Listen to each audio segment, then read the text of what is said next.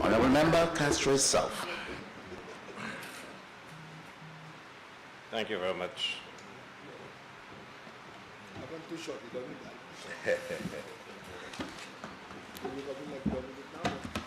Like Dominic?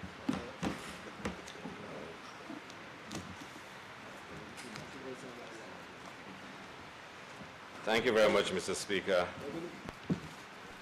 Mr. Speaker, I'm glad that you recognize in the spirit of Standing Orders 58.1 that there's a right to protect the minority in Parliament, and if parliamentarians want to speak on matters, the jostling and gamemanship is recognized for what it is, but the Standing Orders provides 58.1 for recognition of the rights of minority in the House to speak. Mr. Speaker, I rise and I want to say from the onset that, like my colleagues on this side, we are not opposed to the redevelopment of the Hewanorra International Airport.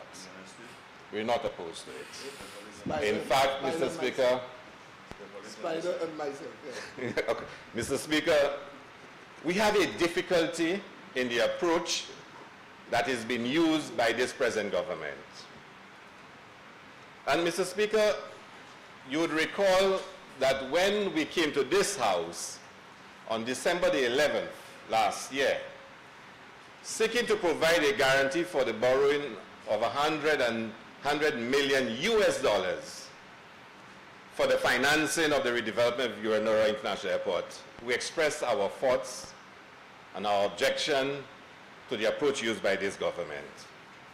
But Mr. Speaker, it was instructive, the presentation made by the member from Castries Southeast. It was very instructive.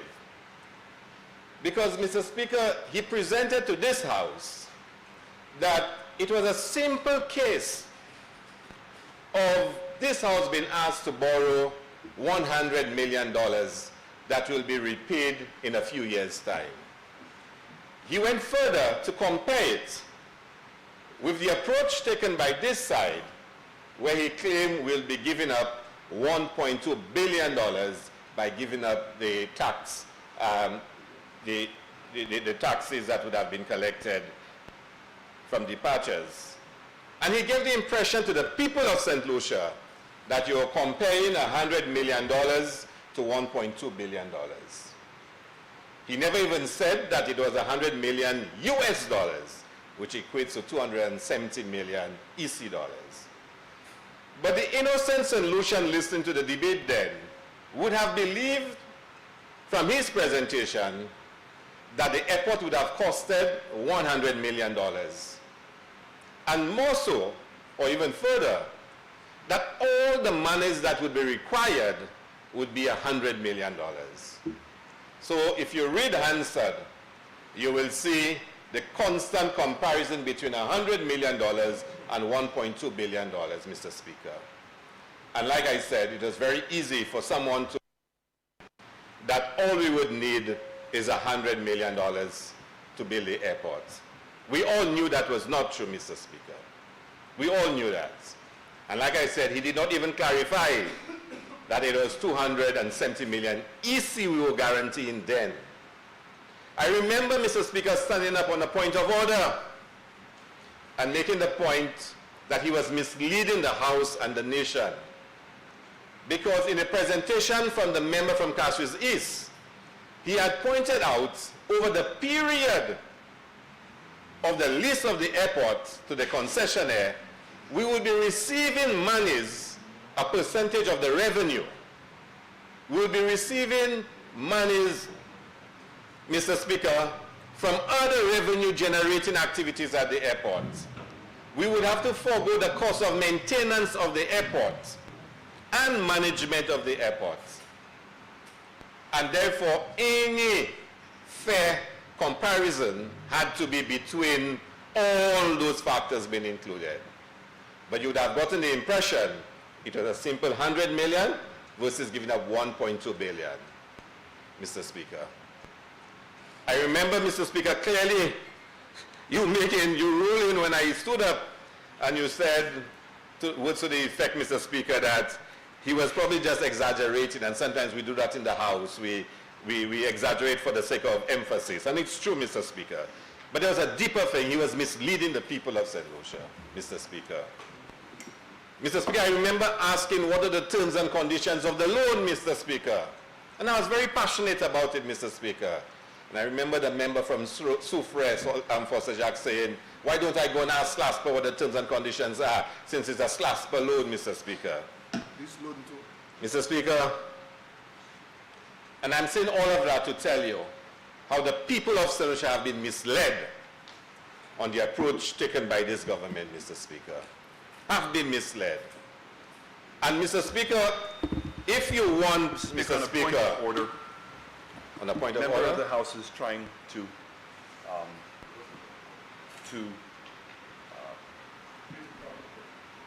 not improper order, to basically mislead the House. Speaker. As he always does. Correct. Mr. Speaker, it was very clear that we came to this House and we borrowed what's the point of $150 million. As I see the repetition, of which $50 million was for the road redevelopment and $100 million was for the harbor. And the member from Castries clearly had talked about that there was, the total cost project was going to be $107 million. But the most misleading part about the House is that we did not come to the House and give what the terms of the loan were going to be. Those were well spelled out here, Mr. Speaker. A 20-year loan, 5-year moratorium, LIBOR plus 1.5%. In fact, the member from Castries, he's talked about what LIBOR was and the fact that it was a variable rate. So all the details in terms of the terms of the loan were explicitly discussed and presented as required in order to be able to give the guarantee. So I would like the member to take that statement back. The fact is we did give that information in this House, and he knows that.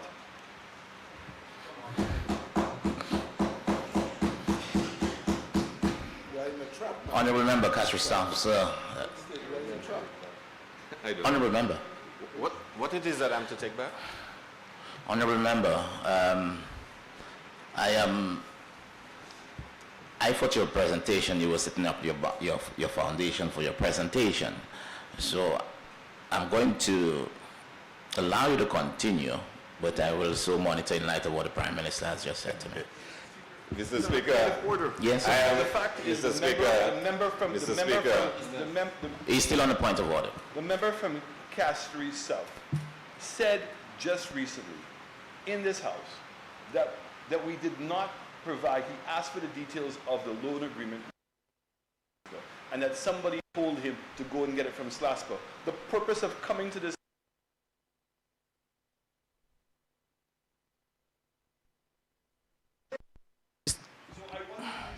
Yes, Mr. Yes, hello? Yes, Mr. Prime Minister, I recall his presentation on the last occasion, and yes, I did not intervene then, and you stood up on a point of order, and we went through that.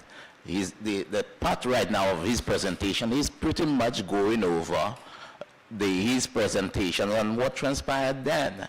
I am not going to, he has not to meet on this new debate made any statement other than reflecting on what transpired. No, Mr. Speaker, I beg to differ. The member said that information was requested as to the details of the loan agreement, and he was told by members in this House to go and ask. Yes, that transpired on the last occasion. It isn't what he said that did in fact transpire on the last occasion. That's not the manner in which he said it. He said that that's what it was. I stated as a fact. No, and yes, continue, sir. Prime Minister, I don't think you can even understand the point being made to you. I'm recalling what took place at the last... Honorable Member, But Mr. Honorable Speaker, Member, I have moved on from that. okay, Mr. Speaker. Yeah. So, yeah, That's the technical speaker. I leave you for CC, don't worry. Mr. Speaker, you see, the fundamental difference, Mr. Speaker, is the approach used by members on this side when they were in government, Mr. Speaker, and the approach being used by this government, Mr. Speaker. And this is the crux of the matter, Mr. Speaker. This is the crux of the matter. And Mr. Speaker, nobody can convince me that when we come into this house and you say that a loan is at this percentage and to be paid every 6 months, these are the totality of the terms and conditions of a loan. We all know better than that, Mr. Speaker. And even bankers in there will tell you that cannot be the totality, Mr. Speaker. But there is, Mr. Speaker, a fundamental question that St. Lucians want answered. Why is it you had an World Bank IFC managed approach to the financing of the redevelopment of the airport? One that would put no strain on the fiscal situation in the country, one that would put no strain on the debt to GDP ratio in this country. Why would that be cast aside? And even in casting it aside, Mr. Speaker, you have to repay the IFC the entire cost for the engagement over the period of time. Why is it that Jamaica is using that approach? Why is it that Barbados just signed an agreement to use that approach? Why is it that globally this is the champion approach to the financing of building airports and redevelopment of airports? Why are we putting all of that aside, Mr. Speaker, to use the approach of this government? That is the fundamental question that St. Lucians want answered. And the Prime Minister says, of course, there will be no pressure on the fiscal situation in the country, but he acknowledged last sitting, when we debated the guarantee, there will be some pressure on the debt to GDP ratio. And he says it again. And the question remains, why is it you're adopting an approach that will put pressure on debt to GDP, Mr. Speaker, at a time when everyone accepts we have so many problems in this country that needs financing? Why is it, Mr. Speaker? And I think when St. Lucians can get an acceptable explanation to this, Mr. Speaker, then some people might be more sympathetic. And Mr. Speaker, no amount of hiding the true comparison of the figures can excuse the government. Because even the average man who cannot understand all the technicalities of LIBOR and interest rates and all those things, Mr. Speaker, will ask the fundamental question, why are you abandoning this approach to the approach that you're using, Mr. Speaker? And Mr. Speaker, you know what makes it even more difficult to accept by the common man, Mr. Speaker? Because there has been so much suspicion with the last time this government managed the airport redevelopment, Mr. Speaker. And we know, Mr. Speaker, and we've heard the Prime Minister, and he did announce when the documents were released in the US of the Ascenza inquiry and the Ascenza matter that's been heard in the US. And the Prime Minister said he will investigate if there's an investigation. That's almost 3 years ago, Mr. Speaker.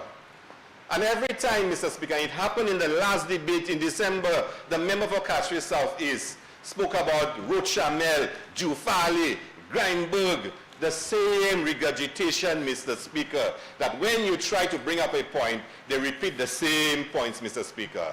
We are still waiting for the report on the Ascenza matter. The Prime Minister promises he would investigate. If there's an investigation, he would release a report, Mr. Speaker. Because that's the core of the issue. People are suspicious. Why are you giving up a project where there is no pressure on fiscal space? There's no pressure on debt to GDP. Why are you giving that up, Mr. Speaker, to go back a way that you had, which was tainted? And we are still waiting for the report, Mr. Speaker. Mr. Speaker, people are suspicious of this project. And they have reason to be suspicious, Mr. Speaker.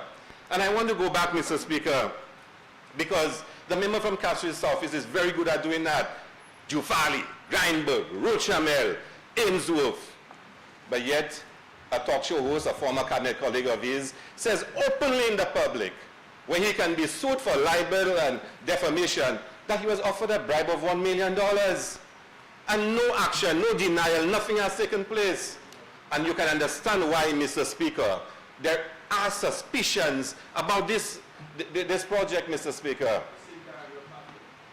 You know, I accept you'll do any and everything you can to silence me. Honorable Member Castries. But you have to protect me, Mr. Speaker. Mr. Speaker, there are suspicions about this project, Mr. Speaker. when the Padua letter is still circulating around, Mr. Speaker, you must expect St. Lucians and my constituents to ask questions about this, Mr. Speaker. And I ask, Mr. Speaker, are there other letters circulating? If a Prime Minister says that this letter was forged, but is not prepared to call Interpol, FBI, Europol, any agency, the same agencies they asked to investigate me, Mr. Speaker, to investigate whether or not, who is that ring, who is that involved behind forging signatures of the government of St. Lucia, Mr. Speaker? Because I heard they have 3 agencies investigating me. In all the ram shops and things saying that. Mr. Speaker, you have to give me a little latitude to express my, but I'm trying to keep you also on track. Mr. Speaker. I'm very much on track, very focused, Mr. Speaker. So, Mr. Prime Minister, tell us, through you, Mr. Speaker, tell us about the Padua letter. I'm tired of hearing about Grindberg, Rochamel, and all of them. Tell us, what is this country doing? And when we can state internationally the action we take in such matters, Mr. Speaker, then we can engender confidence in this process, Mr. Speaker. Mr. Speaker, you know why this is such an important project? Because it's the largest infrastructural project in the history of St. Lucia, and there have been no tendering. Just let that sink in, Mr. Speaker. Let that sink in. The largest infrastructural project in the history of St. Lucia, and there have been no tendering for it. When we came into the House, Mr. Speaker, in December, we were told that a contractor has been chosen. So you've chosen a contractor for a project that you've not finished the drawings yet, you don't have a final costing for, but you already have a contractor, Mr. Speaker. Can you imagine anyone in here building a house? They've not finished designing the house, they have no idea the costing of the house, but they've already chosen a contractor, Mr. Speaker. This is the largest infrastructural project in the history of St. Lucia, Mr. Speaker. We cannot accept as a people, as a nation, as a parliament, that there must be no tendering for that project, Mr. Speaker. And no amount of Grindberg or Rochamel can detract us from that fundamental question, Mr. Speaker.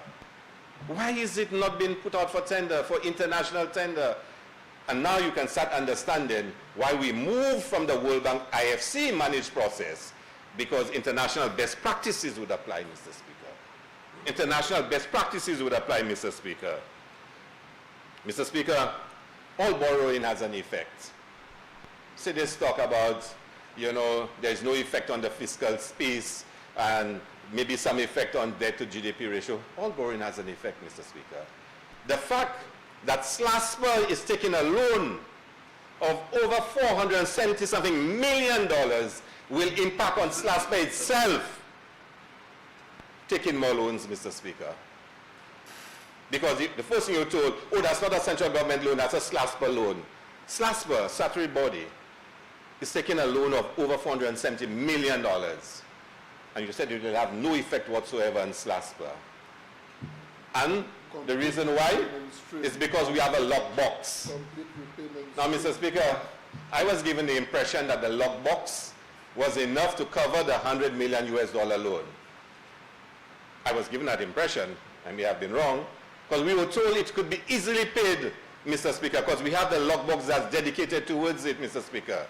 But we've heard that the lockbox also covers the cruise ship terminal in Beaufort. Monies from the same tax will be paid for that. We've heard monies from that tax would be repaying roads.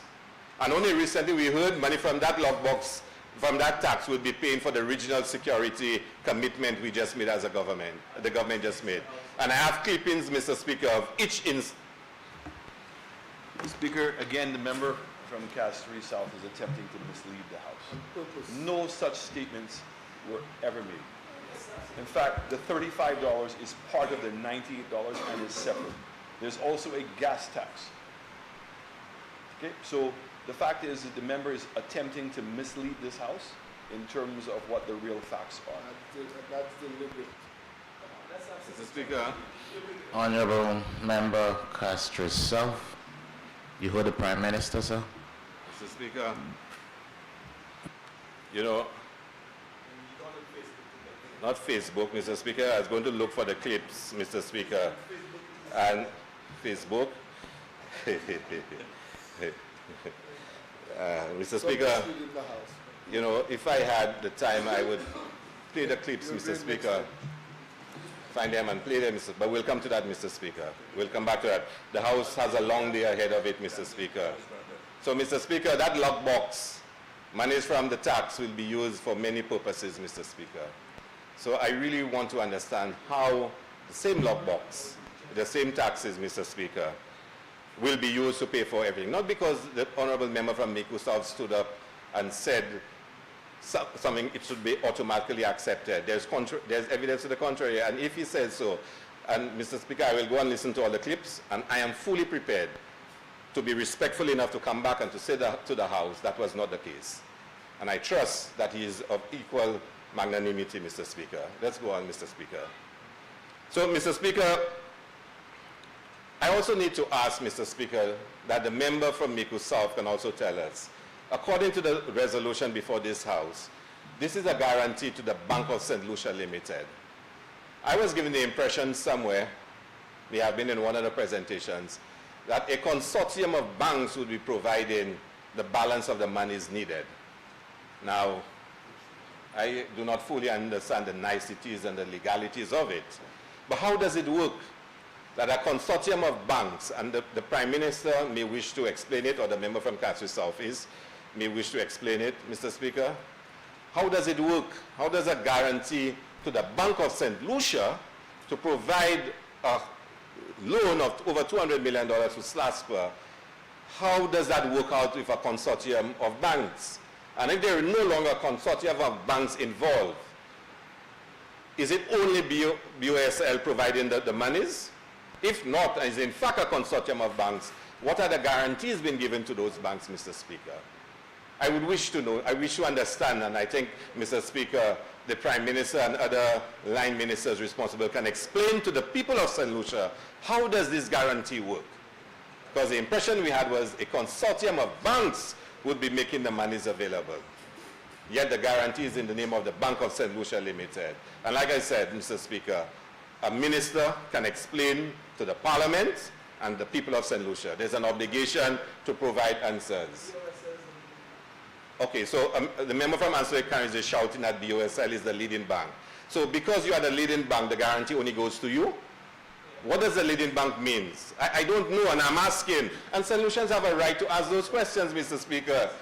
Because, you know, maybe the member from Answer Castries knows about banking. He's probably served as a banker, you know, with Goldman Sachs or somewhere, Mr. Speaker, and he knows about those things, Mr. Speaker. You see, of course, but you could never reach West. Honorable member, Castries South. Mr. Speaker, I like it when he behaves like a nuisance, Mr. Speaker. Mr. Speaker, I also need to ask a question before I conclude, Mr. Speaker.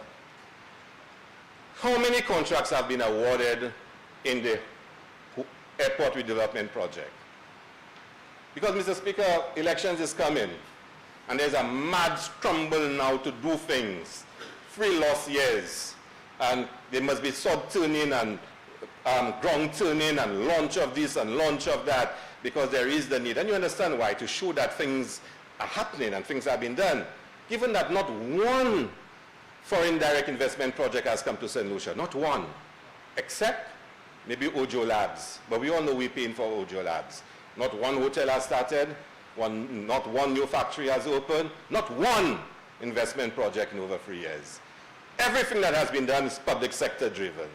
But that's not necessarily bad. Sometimes the public sector have to take the lead. But we will see a lot of things happening, Mr. Speaker. And very soon there will be the commencement of works at Hewanorra, Mr. Speaker. The process that had been used to award that contract, Mr. Speaker, will be an issue, Mr. Speaker. Will be an issue, Mr. Speaker. But more on that later, Mr. Speaker. Because the people of St. Lucia are suspicious of this project, suspicious of the approach used by the government of St. Lucia, and we'll be watching it closely, Mr. Speaker. We want an airport. We want an airport. But we do not want an airport, Mr. Speaker, that abuse our financial rules and procedures in this country. We do not want a project, Mr. Speaker, that denied having any parliamentary oversight, Mr. Speaker. So, Mr. Speaker, in as much as I support the redevelopment of the Hewanorra International Airport, I cannot support the approach used by this government, Mr. Speaker. Thank you very much.